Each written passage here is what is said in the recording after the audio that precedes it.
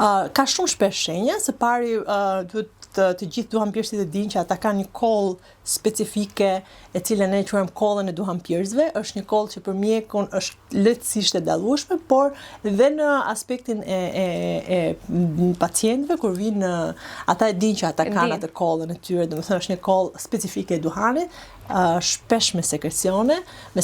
që fillojnë që nga mëngjesi,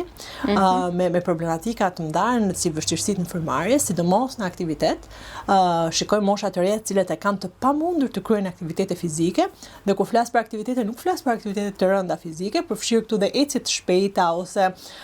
ngjitje shkallësh për gjëra të lehta,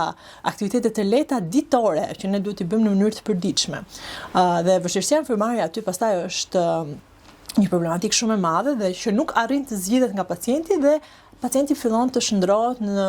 një pacient që bën më shumë jetë sedentare dhe hyn në ciklin që duke ndenjur më shumë ulur konsumon më shumë cigare dhe është një cikël që është shumë e vështirë të ndërpritet, është një rreth vicioz që është shumë e vështirë të ndërpritet. Është shumë e vështirë gjithashtu nga ana e pacientit që të arrit të ketë një frymëmarrje të qetë. Pacientët që pinë cigare për një kohë të gjatë kanë fshëllima dhe kanë net të lodhshme në cilët vështirësia në frymëmarrje bëhet problematike. Kjo fillon që në fazat e vogla, pra në fazat e hershme të pirjes cigares, deri në fazat më problematike. Sigurisht që me moshën kjo theksohet dhe vështirësohet akoma më shumë, sepse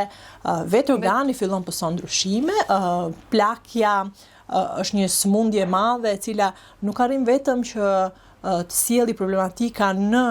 që ne mund t'i shohim apo t'i dallojmë, problematikat fillojnë pak më herët, fillojnë në mënyrë të heshtur, por një person që ka pirë cigare e ka shumë të vështirë dhe kalon në një cikël shumë të vështirë dhe të rëndë, në të cilin është i detyruar që të ketë vështirësi në jetën e përditshme.